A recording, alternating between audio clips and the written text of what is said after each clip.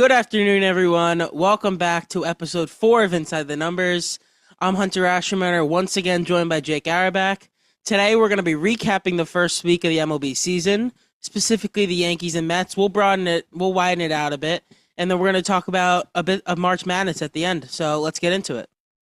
Yeah, super fun first week of baseball. Both New York teams off to a pretty good start. And there's a bunch to talk about in the rest of the league. So yeah, let's get into it. Yeah, so I wanna start on the Yankees side of things. You know, they're 3-1. The Mets are as well. We'll talk about them after. I think the main thing with the Yankees so far is they're reliable. You know what you're gonna get with this team every night. And the big thing has been the pitching.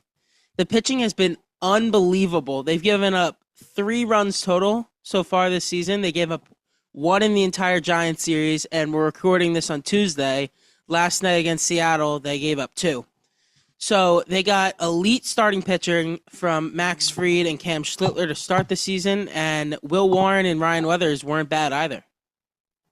Yeah, I mean the pitching's been dominant to start, and I mean we kind of knew this coming into the season. We knew what this Yankees team was. They were running Yeah. back from last year, but I mean to picture this rotation, how good the start has been. I mean it's only 4 games in, but And they're if gonna they get could 2 start more like this, aces. and then they're gonna get Garrett Cole back and Carlos Rodon back. I mean that could be unreal. Nasty. Yeah, and the bullpen was seen as really like the weakness on this team, but Matt Blake, we talked about last week, how he's unreal at getting a lot out of players that aren't great. You know, 2 guys that have been key factors to the season so far, Jake Bird and Camilo Doval. They got them from last season at the trade deadline. Bird was terrible. He only pitched in about 3 games, then got sent down to AAA.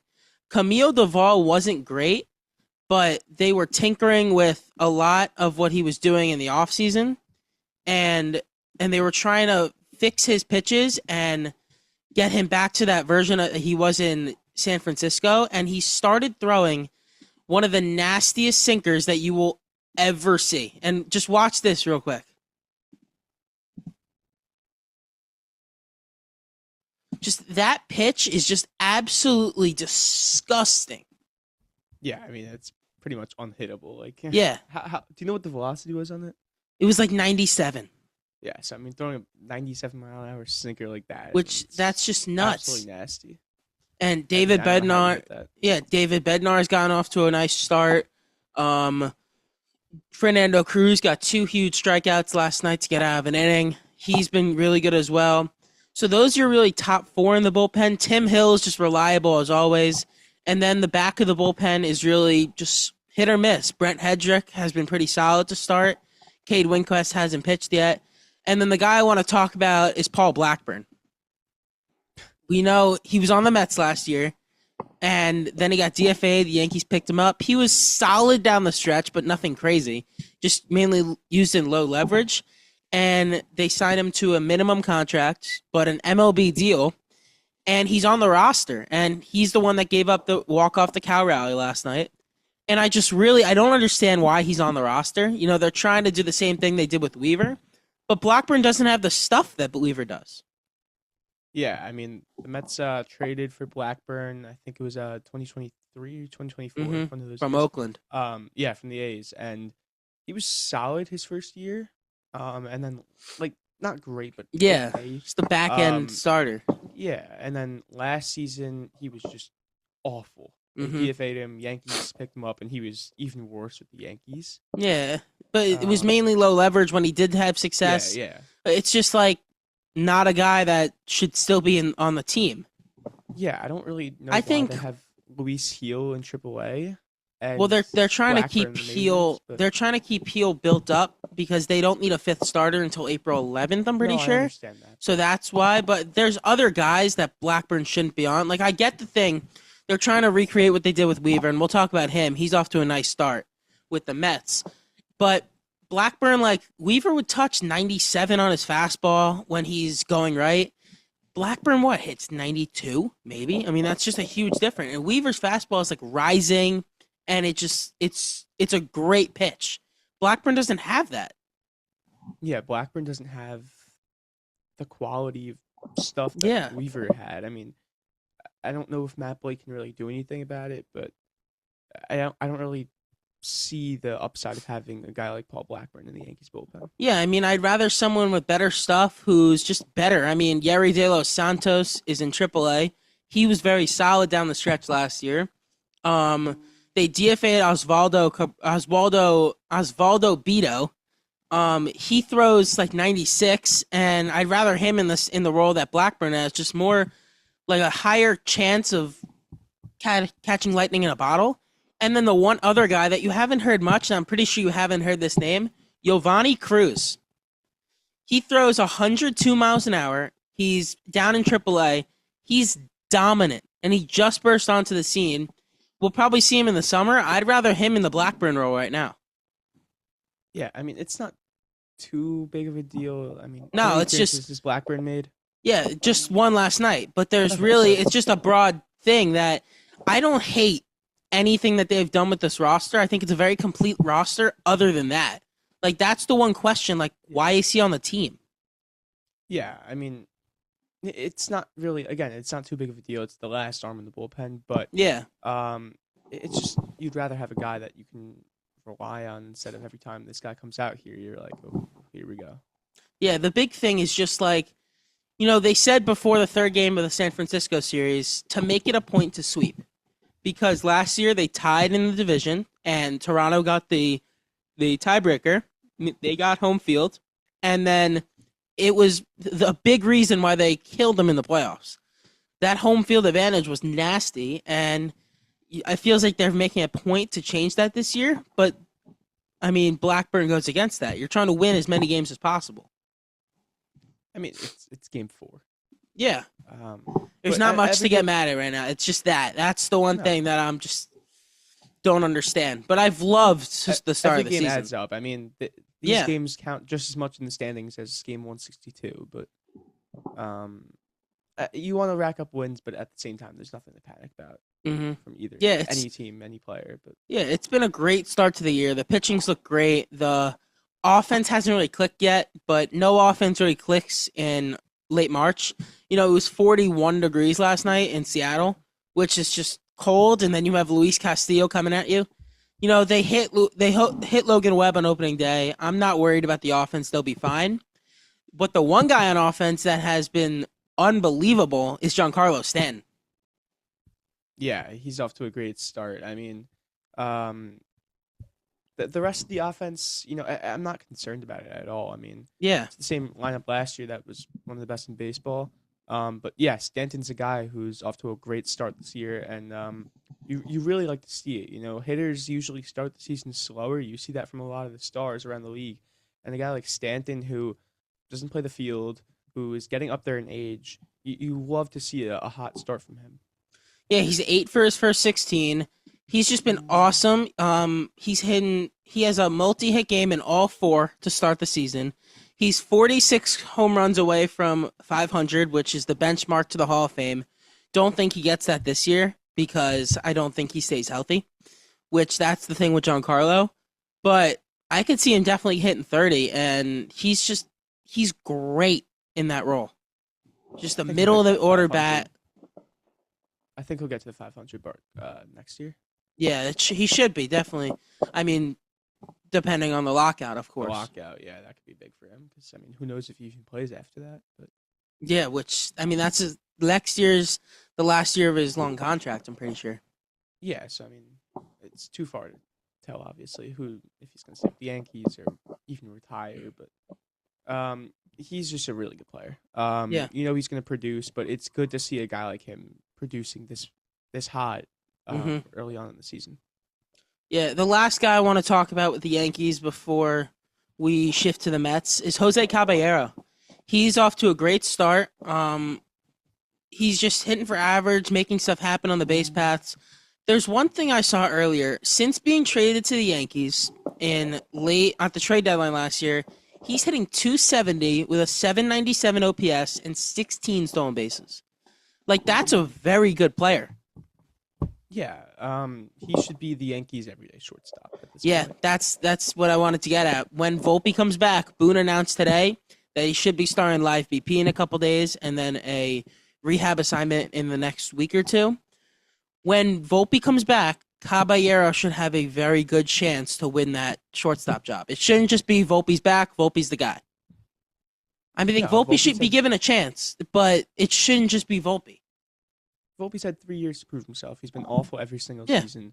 I mean, you're not getting much in Caballero. Like, he's not going to produce a ton for you, but he's going to do the job. He's great on the bases. Yeah, both Um, guys should be given a chance. yeah, It just shouldn't. The main thing is it shouldn't just be Volpe. I think Caballero will be given the majority of the games if he continues to play pretty well. I don't know. They If really if like he Volpe. continues to play. I mean, maybe you give Volpe a chance for around a month, but Mm-hmm. I don't know. Yeah, but overall, just a very, very good start to the season for the Yankees tonight. They've got Max Fried going in Seattle, 3-1. Nothing else you can ask for. Just get rolling off into the season. Yeah, And now, one guy I want to ask about the Yankees Mhm. though. Haven't heard much about Ben Rice to start the year. Like, how's he been playing? I haven't really been um, watching the Yankees too much, but I just haven't heard much about him. he's been pretty solid. I mean, hasn't obviously exploded. No one on the offense has besides Stanton. He had a 2-run double in San Fran the other day, and last night I know he had a rocket single off a left-hander. I'm expecting big things from Ben Rice. The Yankees are too, and I'm sure once the offense starts rolling, and I mean he hasn't been bad at all. His defense has been very good though. That's been a main point of emphasis though. Has he been behind the plate at all this year? He is not, and JC Escar is gonna is gonna catch tonight. All right. So Rice is just the main first baseman. Goldschmidt's gonna play a bit, but not much. But Rice, his defense has looked a lot better to start the season. All right, that's a good sign. I mean, if he can hit pretty well and even improve in the field, I think he's an all-star caliber player. Yeah, definitely. He should be their second or third best hitter for sure. Yeah. And now I want to transition to the Mets side of things. You know, they're 3-1 as well. A very solid start to the year for them. Also, they lost that one game to close the Pittsburgh series where the offense just didn't come through at the end of the game. The main guy that's been talked about in a bad side of things on the offense is Bo Bichette. We know he got given a ton of money. His defense hasn't been great. His offense hasn't either. I know he got going a bit last night, though. Yeah, I mean, I'm not concerned at all. It's Bo Bichette, one of the best hitters in the league. You can't panic 4 games in. You just can't. But you don't like to see starts like this. Obviously, you want to see a guy producing at his caliber. But I'm not concerned at all. He'll get going. And Yeah, he'll be last fine. night, he hit a rocket single. Kind of hit fell 2 down, I RBIs saw. last night. Yeah, and then he had another opportunity in the 6th inning, bases loaded. He hit it to right field, complete line drive. I think the expected batting average on that was like 700 or something. Oh, wow. That would have just really broken the game open. But it's good to see a game like that last night from him. He didn't play like great, but whatever. And then in the field, he just looks uncomfortable at third. Yeah, I mean, he's never been a good defender, but third base, no. it looks worse. But I think he'll transition fine. I think he'll get better as it goes on. But you'll see some plays where the ball will be coming at him, and he'll just unnecessarily backhand it. I mean, Yeah. he'll be squared right in front of the ball, and he'll just scoop it with the backhand. The question I have is, at what point do you just put Beatty there? You know, why That's is what I'm Beatty saying. why is Beatty DHing? You know, he did the first 2 games. I mean, he might be he's one of their best all-around defensive players. Like, I mean, I get the big contract. That's why Bichette is starting at third. But at what point, like, do they just DH Bo and start Beatty? They've been playing Beatty at first base the last 2 games because Polanco's had he injured his Achilles a little bit. Yeah, I He's saw been that. DHing, but Mhm. that's why they're not playing him at first the last 2 games. So Beatty's been playing there. He's been playing pretty well at first base. So maybe that just becomes a full-time thing. 'Cause Polanco has not looked great either at first. But I think Bichette will be fine. Also, another thing, I mean, with Bichette, I mean, his throwing, he's taking a little too much time on his throws, Yeah. which is kind of a weird issue. It's all the Most mental of the time, clock. He's got to figure that yeah, out, the hot corner. he'll feel the ground ball and he'll take like a hop. Hmm. He'll take like too many steps towards first, and then it'll he'll have to. It forces him to make a harder throw, Yeah. which can pull the ball offline a little bit. If he just picks it up and throws it, obviously take a step or two, but I mean, if he just picks it up and throws it, you don't have to throw it as hard in that scenario, and then you can make a more accurate throw. So I like to see him develop a little bit this year, defensively, but I'm not concerned. Yeah, he'll be fine. I thought it was very funny how they booed him, the Mets fans, and then his response was awesome. Obviously, New York fans boo anyone. Aaron Judge gets booed in spring training games. It's just that's New York baseball fans. Yeah, he had a very professional answer to that. Yeah. So good to see that, but I think he'll be fine. I'm not Yeah, concerned. he'll be fine. But the offense has been very good so far, or all right so far. First game was good, They and then- crushed Paul Skeens on opening day. Well, they Yeah. got him out of the game. I think a lot of it was O'Neal Cruz in center field. But just they got him out of the game. That's worth praising anytime you get the best pitcher in baseball out of the game. And the main guy who's been an X factor so far, he had the walk-off home run a couple days ago, Luis Robert Jr. You mentioned him last week. Yeah, he's a guy who is going to be an X factor down the stretch of the season for the Mets. He's going to be a guy that can really elevate this offense into the next year, or just be a okay bat. But you know Yeah. what you're getting from him defensively. You know what you're getting from him on the bases. He's an Yeah, base elite runner, elite center defensively. fields. Yeah. Yeah. So he's going to really control the outfield for the Mets this year. But offensively, he struggled in Chicago since 2022. He had that one mean, year, yeah. and then, but I mean, you're in Chicago. It's the White Yeah, there's Sox. no one around you. There's no one in the fans. There's no one in the Yeah, stands. It's a hard place to produce. But the main thing that's been really interesting to me with him is his plate discipline. He's really been. He hasn't been he's been striking out. That's just part of his game. But the taking your walks and seeing a lot of pitches, that's been really impressive to me on him for him. Yeah. So actually, I think his first at bat of the season it was against Paul Skeens. He worked. What Yeah, was it was a long 10 walk. pitches, It was like 11 10 pitch pitches or walk. something. Yeah, and he worked a walk against the best pitcher in baseball, probably. Yeah. So that's just super impressive to see from him. It's a good development. Because he's not really he's a guy that chases a lot of pitches outside the zone. He doesn't really walk a ton, but it's good to see that development from him, and hopefully that can continue down the season. But he's really just hitting the ball nice. He's squaring up a lot of baseballs, and you see on his walk-off home run, if you look at there's an angle of the video that I saw. It's from the Mets dugout perspective. I think someone from SNY Yeah. took the video.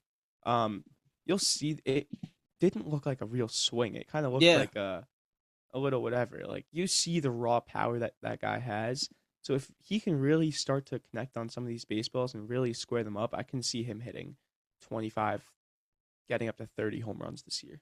Yeah, I've got the walk-off homer right here. Just this swing is just it's unbelievable. What if this will play?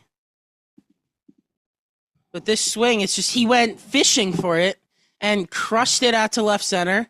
And yeah, it's just an unbelievable swing. And then here's the view you were talking about.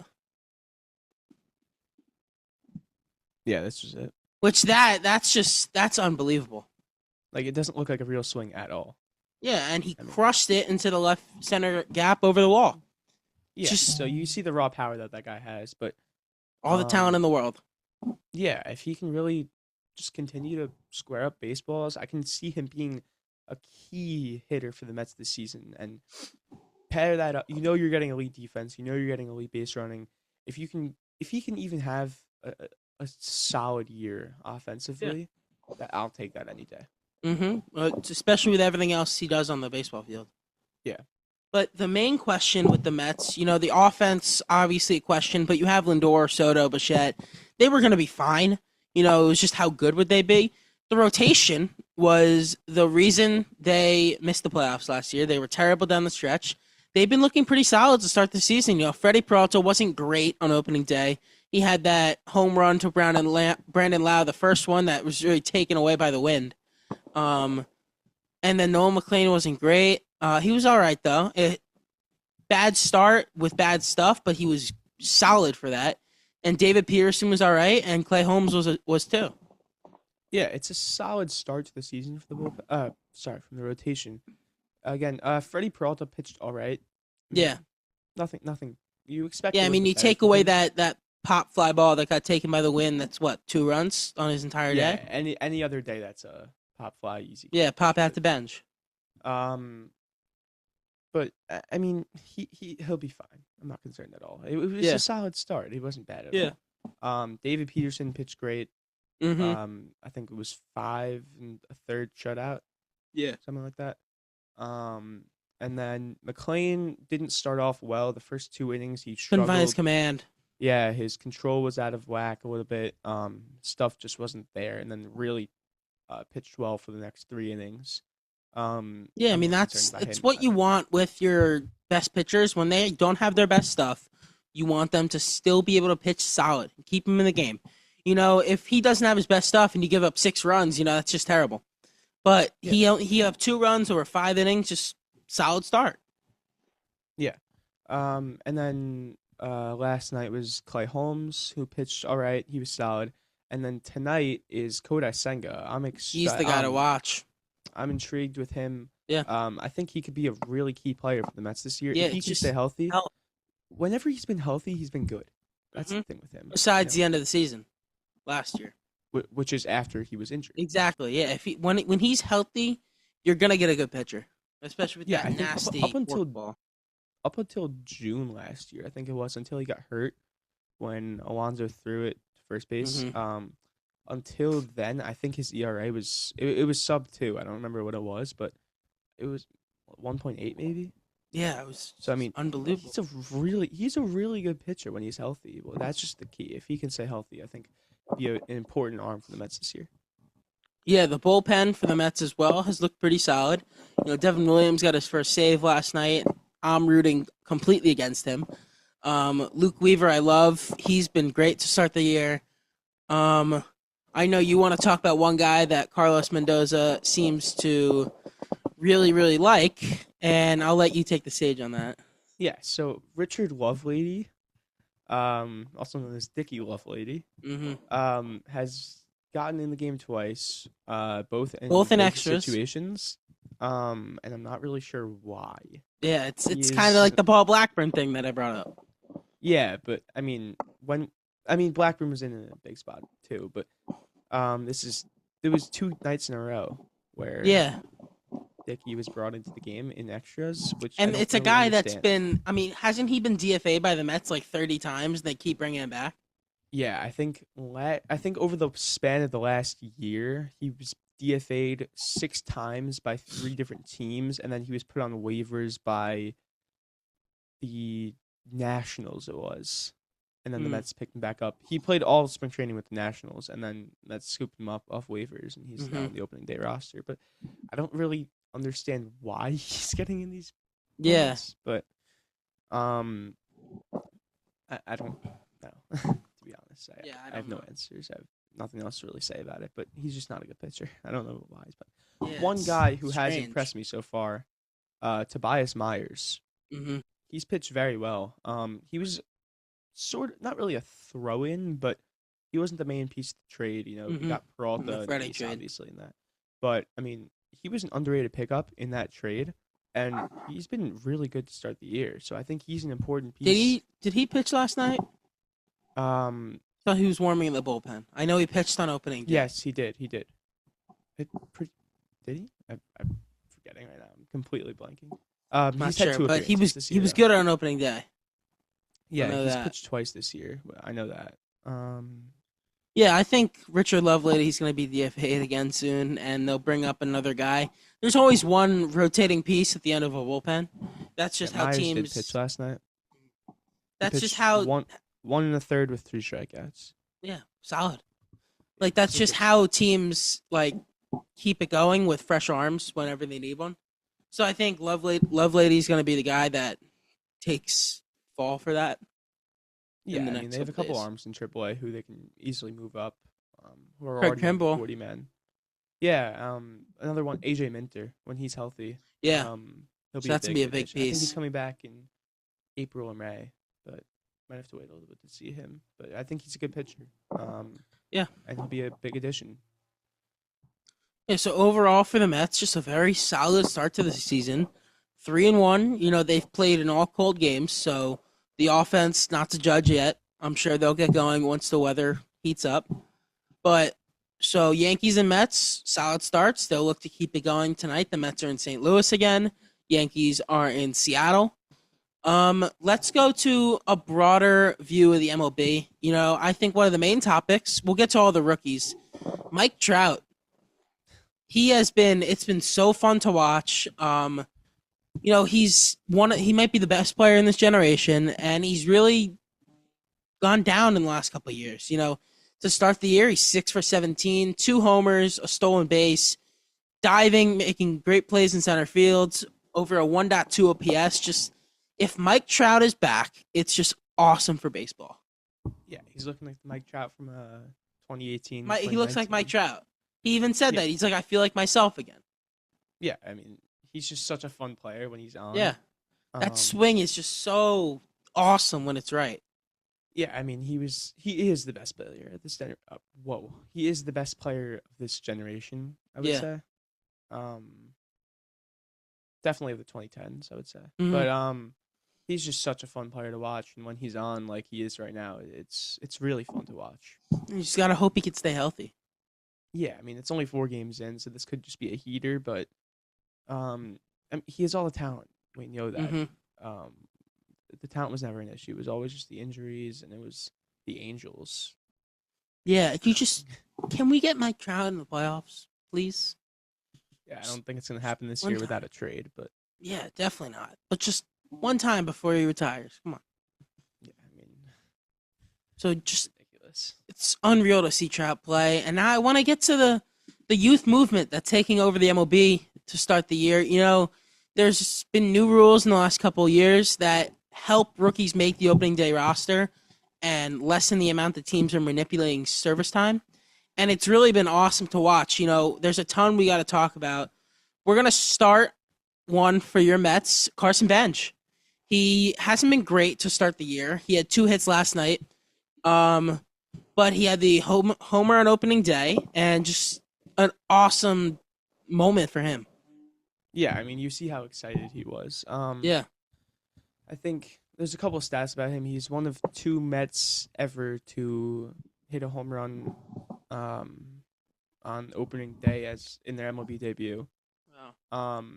I saw I think he's put 9 balls in play this year, and I something like that, and I think 6 of them have had an exit velocity of over 101.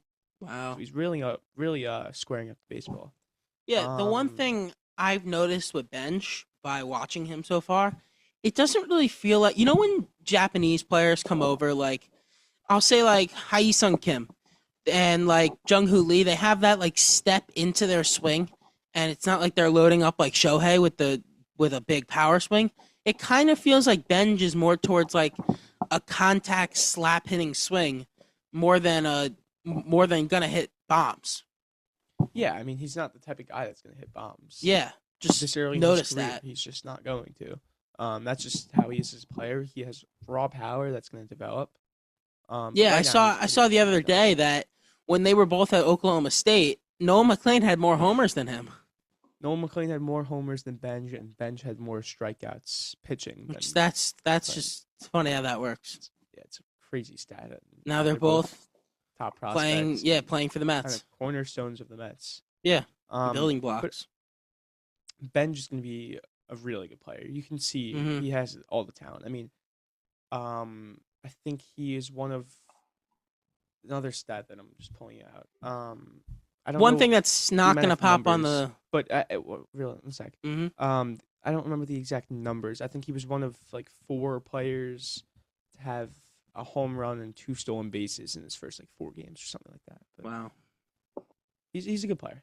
Yeah, I mean, the one thing that's not going to pop on the box score, he has like a charisma and like an aura about him Yeah.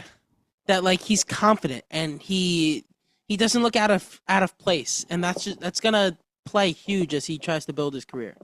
No, he looks like a big leaguer. Yeah. I mean, he has something to him. You're right. Mhm. He just has like a swag about him.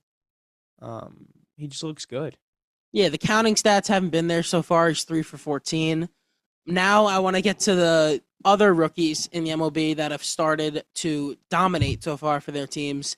JJ Weatherholt, Chase DeLauder, Kevin McGonigal, Owen Casey, and then Munetaka Murakami. Let's start with JJ Weatherholt. He's 4 for 16 to start. He had a homer on opening day, 4 RBIs. He plays on the Cardinals, so not a great team, but he's going to be a cornerstone for them for a while. Yeah, he hit a walk off, I think, right? No, that was Owen Casey. No, Or he had the walk-off single, yeah. not the homer. No, Casey hit the homer last. Yeah, we'll talk Was that about him. last night or 2 nights A ago? couple I don't nights know. ago. Whatever. But Weatherholt's a really good player. Yeah, He's going to be a cornerstone for the Cardinals. Is he playing at shortstop right now? second, Second, all right. I'm pretty sure. But, Yeah, because I mean, Wynn's yeah, at short. yeah, Wynn. But yeah, Weatherholt's a really good player. It's good to see a guy like him starting hot. Mhm. He was 50-50 to make the opening day roster, but it's good to see a guy like him producing like this. Yeah, now Chase DeLauder, he's on the Guardians, and 4 home runs in his first 3 regular season games. It's kind of funny with him. He made his debut in the playoffs last year, which Yeah, that's I just remember that's that. crazy. 6 for 21, 4 homers, 7 strikeouts, so a bit of a swing and miss player, but just very impressive. He hit an opposite field home run the other day, and you never see someone like be able to hit that in Seattle, which he's very impressive, and they've been needing a player other than J Ram in that lineup to really dominate. Yeah, I mean Stephen Kwan's a good player, but Yeah, forgot he's about more him. of a he doesn't really hit homers. I mean, how many did he have last year? Not a lot. Whatever. A solid amount. He's just a great player overall, and He's a good unbelievable overall in player. left. Yeah, he is. But DeLauder, I mean, if he can really become another superstar in that Cleveland lineup next to Yeah. Raiders and Kwan, like all of a sudden they got a really good lineup. But Mm-hmm. I mean, 4 homers in his first 3 games. I think he had two. Was it on opening day when he had two? Or the second game? Yes. Second game. Second game, yeah. I he had think two. I'm not sure actually. Shouldn't give out an opinion. All right, but I mean, he's just a really good player. What? He Mhm. was the 15th pick or 16th pick in the first round. Yeah, somewhere in the mid-teens. Just Yeah. great. So good value by the Guardians there. But yeah, he's just another guy who's gonna hopefully dominate in the MLB. Mm-hmm. Yeah, for sure. So after we talked about DeLauder, I want to go to maybe the most impressive rookie, Kevin McMonigal. He has been awesome for the Tigers. He had 4 hits on opening day in his debut. I think he's the second highest rated prospect in baseball, and he made the team out of spring training. He had his first home run robbed by Jackson Merrill, and he's an unbelievable player, and it's going to be fun to watch him grow.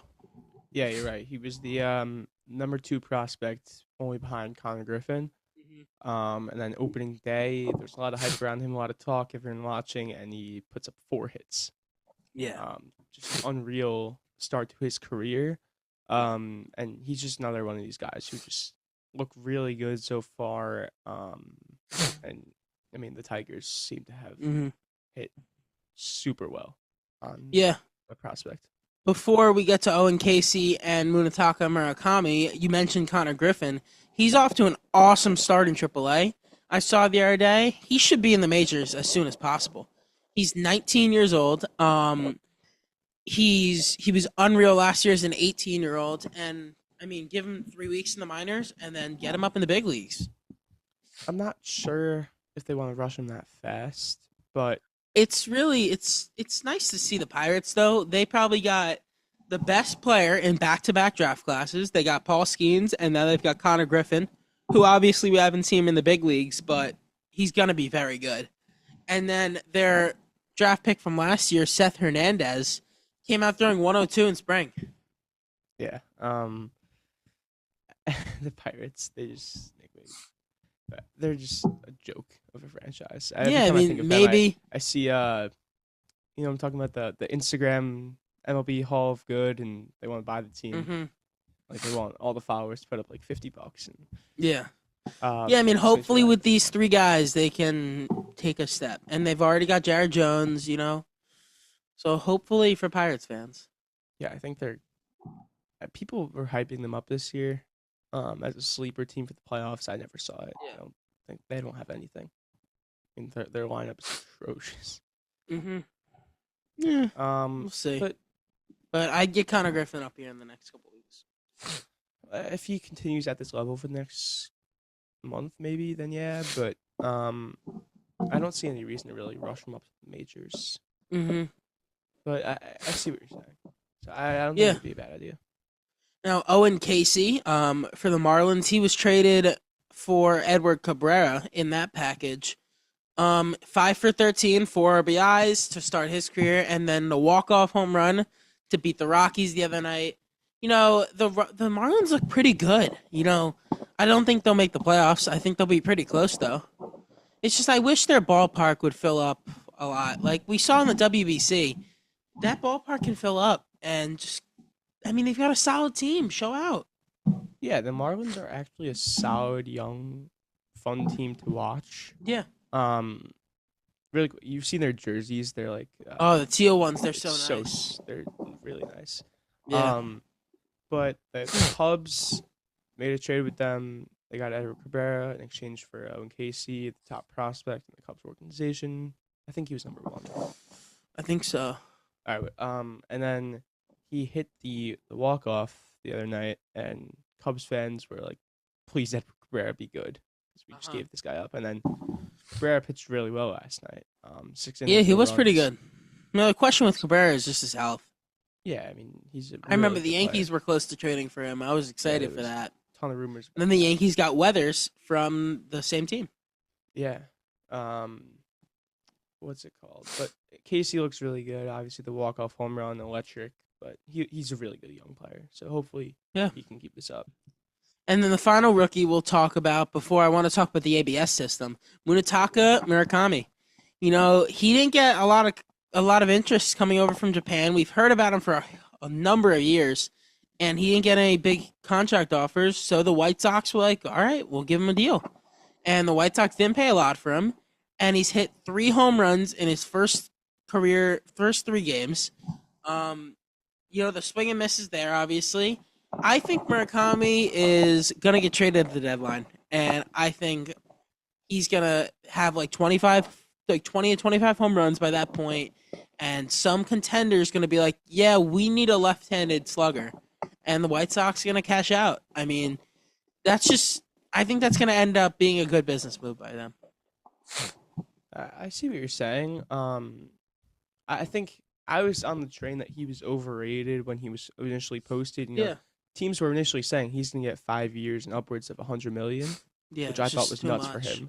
And then he just didn't. He just got overlooked. And I mean, his last couple of days where he had to make a decision, I was all for the Mets giving him a 1 or 2 year deal. Yeah. But he ended up getting overlooked.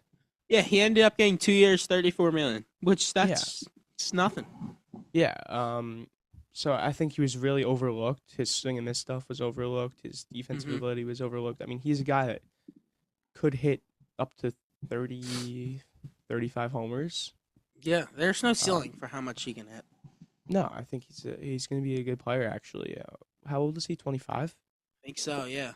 So I think he could be a good player.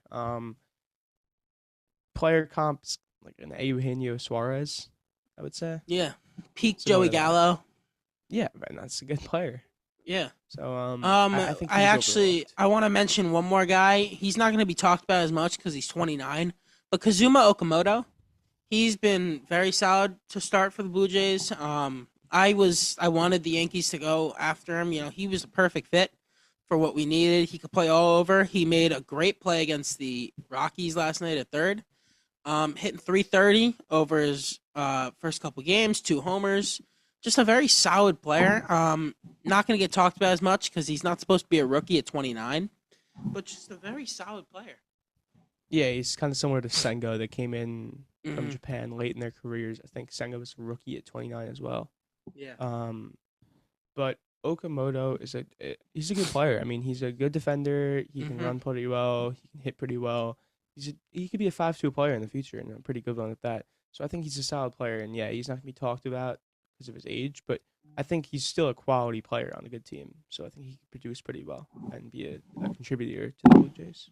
Yeah, for sure. Now that's it for the rookies. But the last MLB topic I want to mention is the ABS system.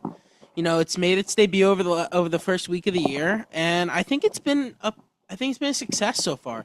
The Yankees went 5 for 5 last night, and were really just going after the umpire, and they went 5 for 5 and dominated the.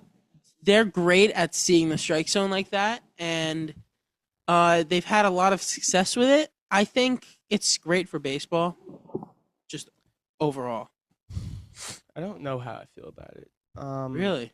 I think it's important to have some sort of system in the league. Um, so something like what happened to Geraldo Perdomo doesn't happen Mm-hmm. in the WBC. But I think hitting is it's such a complex kind of skill to have, being able to hit a baseball. Mm-hmm. And I think just having that in the back of your mind adds another layer to it. And I think it's going to make it harder to hit for hitters. Like if you have a, That's just yeah, but that's really just the hitters being able to compartmentalize it, and if they can, I mean, it's giving them more of an advantage. The pitchers, of course, we talked about like Camilo Doval's sinker earlier. If you have a pitcher coming with that stuff on the mound, you need everything you can get, and another chance if the umpire makes a terrible call, it helps a lot. no, I understand. It's good for baseball, but I just don't know. I think the system's flawed a little bit in the way. Um, I don't know if this has happened yet, but teams get 2 challenges per game, and if the game goes to extra innings and the team has no challenges left, like if they miss 2 calls, Hmm. they get an extra challenge. Yeah. But if the other team has 1 or 2 challenges, they don't get another challenge. So, for example, let's say the Mets and the Yankees Yeah, are I playing got each you. other. Hmm. The Yankees lose both their challenges. The Mets have one left. If the game goes to extra innings, the Yankees will have one challenge. They will get a challenge. They will get one Hmm. back, but the Mets won't get one. You only get one back if you've none remaining. Which I think I that's could see why that's I dumb. think both teams should get one, or neither team Mm, gets one. I don't know. Both team. I'll make a comp now. I mean, in the NBA. So in the NBA, when you go to you get a certain amount of timeouts. I'm not sure the exact number. And say the Knicks and the Celtics are playing. The Celtics call their final timeout with 25 seconds left. They have 0 in the fourth quarter. The Knicks end regulation with with 2 timeouts. Um, then the overtime will start, and both teams have 2 timeouts.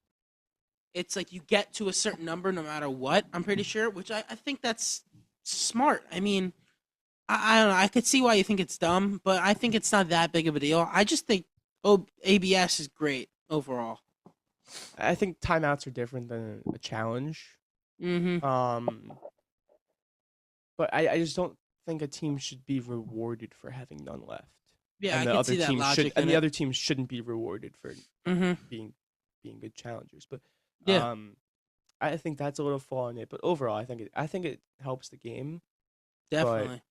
I think it's just another thing to mess with the hitter. I think it helps them, but it I also don't know. it's always in the back of their mind. I was talking to someone the other day who agreed with me. They were saying how it makes hitting more difficult in the way that in your actual approach of hitting, you're like, I always have this ABS, I can use it, but that gets in the mind. You already have too many things going on I with don't hitting a think baseball. so. I think that I mean, you see when hitters think a call is low or outside, they get so pissed off. Now you think it's low and outside, just tap your head. No, I know, So I but don't think they're really thinking about it, like trying to take more because it might be a tenth of an inch outside. I just think it's great, and I think players should use it more. I mean, Jose Caballero used it 2 times in one at bat yesterday and was correct both times. But Aaron Judge said something the other day that he's not. He said it's weird, and he said he's not going to use it all the time. He's just going to use it in a big moment, which I don't agree with. Like Why? I don't know, because I mean, just get it right no matter what. I Because mean, Judge needs all the help he can get in the big moment, so I guess you could save them for them. okay, but Judge, I mean, he got a ball turned, strike turned to a ball in the second game of the Giants series, and then he hit a home run. So I think players should use it as much as possible and be aggressive with it. Get it right. Yeah, I think the one downside is that we're not going to see Aaron Boone get ejected. yeah. That's I don't like That's that. I mean I love that. I think it's an aspect of the game that But I we're still gonna think it's miss. going to happen a good amount. I mean when the Yankees were 5 for 5 last night, Aaron Boone was yelling at the umpire because he's like, "Get it Yeah. right. We shouldn't have to challenge this." I saw that. And then yeah. they were both yelling at each other. I mean, Boone's gonna still get ejected. It's just not as much. I also think it takes away a little bit from the art of framing. It's still important. It's still important to have a good framing catcher behind there, but I think it takes away from it a little bit. I would see that, but I go against that. It's only 2 challenges. You only have No, two. no, I mean, I know and that. teams aren't. We're seeing they're not using it as much. I So think I teams mean, will it's start to use still it more. yeah. We'll see. But that's enough MLB talk. We'll be talking about it all season long. Just it's great to have baseball back. But now I want to talk. We'll talk about a couple more things. March Madness. It's getting down to the Final Four. Illinois versus UConn and Arizona versus Michigan is going to be coming up later this week. Just it's been an amazing tournament so far, overall. Yeah, I mean, I'm super excited for both Final Four games. Obviously, Michigan and Arizona might be the two best teams in the country. Yeah. So that's Both of going to be an absolute battle. And I have Arizona in that game personally. I think that they're just a good team. I think I'm leaning Arizona, but I think UConn's winning it all. You know, when you have a shot to that level of Braylon Mullins, you know, that was unbelievable. And Yeah. I mean, we'll talk about that. Isaiah Evans, his Instagram handle is get a hand up. Yeah, I saw that. And he And didn't was standing he there. didn't contest. It's He just I didn't. mean, it's not his fault at all. I mean, it's like Paul George. Like when Damian Lillard hit that shot, there's nothing you could do. Yeah. It's like it's so far out. Just how did he make that? I hate to kick the guy while he's already down, Caden Boozer. Like people have just been trolling him all season pretty much for his lack of production, but that was just an idiotic play. I mean, he played well all game actually, and Yeah. all tournament when Caleb Foster went down and he stepped into that starting point guard role. He actually played pretty well in the tournament, but I mean that last play, just hold on, take the foul, you hit both free throws and you win the game. Like Yeah, I mean, yeah, just hold on to the ball. I don't know why he was trying to throw it away there. He's just trying to. Like, there's two guys on top of you. You just got to hold on to that at that point. Then there's 4 seconds left. You hit both free throws, game's over. Like Yeah, and I know he's been taking it hard, and you know it's tough. But let's give credit to UConn. I mean, they made Yeah. a play. They made a play on the ball. They actually swatted it down. Mhm. Braylon Mullins picked it up, passed it to Yeah. Caravan. Caravan Dan- didn't have the shot. Mullins pretty much with a half court heave in it. Just how Wow. Dan Hurley is one of the best coaches in all of sports, and I don't think he's gonna lose in one of these Yeah. next 2 games. I think Illinois is gonna be a good game. I think UConn will beat them. I actually went to then- this UConn Illinois game, and it was right after Thanksgiving. It was Oh, really? maybe not right after. It was around that time, late November. It was UConn Illinois at MSG. So I went to that game. UConn destroyed them. They won by like 15, I think. But I Should think be a it'll good be a one, better though. game this time around. I Yeah. think Keaton Wagler has really became a big factor for Illinois. He Mhm. wasn't as much early on in the season, yeah. but I mean he's their best player. I mean he's just so good. Yeah. But I And mean, then- I think UConn's a really good team. I mean, Tyrus Reed has been unstoppable. He's this been great. tournament. So that's gonna be a challenge for Illinois. Yeah, it's been great. We have 2 more games left. I'm leaning UConn, but we'll see what happens later in the week. Yeah, I think Arizona is just gonna be tough to stop. I mean, Yeah, they were my pick originally to start the tournament. yeah, I just don't see anyone really beating. Like I think Michigan is going to give them a bigger test than either UConn or Illinois because I think Arizona kind of lacks like that one superstar that Michigan does have. Hmm. Yeah, and then two more things before we get out of here. I know we have a big Giants thing that we want to mention just before we get out of here. But I want to talk a little bit about the Knicks. You don't have to give much into this. They haven't. They went on that 7 game win streak and they lost to the Thunder the other night and the Hornets. Deuce McBride came back against the Thunder and then got hurt. But it seems that he's all right. He was at shoot around this morning. So I mean, Deuce McBride has been my key all the second half of the season to whether this team's gonna go far or not. I still really like their chances. It's just gonna come down if they can get hot at the right moment, and I'm really hoping for Toronto in the first round. Yeah, I mean, I saw the Raptors were I saw they said something like we want the Knicks or something. They could say whatever they want. We haven't lost to the Raptors in a very long time, Yeah, like any game. We haven't lost them in a while. I think the Knicks are actually going to have success in the playoffs because depth, I think, is a very important piece in the playoffs. Yeah, I Having mean a bunch of guys, it's if McBride can just come back and be Deuce McBride, it's gonna be huge. You know, you got Brunson, Bridges, Ananobi, Hart, and Towns, Mitchell Robinson, Deuce McBride. Landry Shamit's been dealing with a knee injury, but he'll be all right. Shamit, McBride will be back. Tyler Kolek, He doesn't play much, but my he's an boy. option down there. Jose Alvarado has been great as of recently. If he can get his 3 point shot going, that'll be huge. Mo Diawara has been great as a late second round rookie. Jordan Clarkson has really tuned it up as of late. Who else we got? Jeremy Sohan. He can come in and play good defense. It's just that's a deep team, and it's really we'll see what happens. You know, you need Bridges, you need Towns, those guys to really be locked in come playoff time, and I like their chances if Deuce McBride can come back and be the sixth man. Yeah, I think the East is just pretty loaded. The Celtics look The really entire good with NBA is. Tatum. No, I know that, but like the East Yeah. looks really good. Celtics look really good with Tatum. You know, the Pistons, if Cade is back by the playoffs, they'll be good. Yeah, there's a number of teams. The Thunder I'm scared of mainly because they get a crazy whistle and their defense is nasty. The Spurs, you know, they're really young, they're very good, but we've beaten them a couple times. I would feel pretty confident against them. Detroit, I don't know how their rhythm would be with Cade being out for this long. Boston is interesting because they're looking pretty good with Tatum back, but I feel confident. You know, it's a very good team, the Knicks, and I'd feel confident going into any series. It's just one step at a time.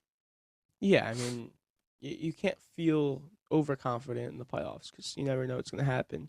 Yeah. But I think the Knicks have a very deep team. They can really. You just mentioned like what 11 or 12 guys that can Yeah, a actually ton. play. They've got so many.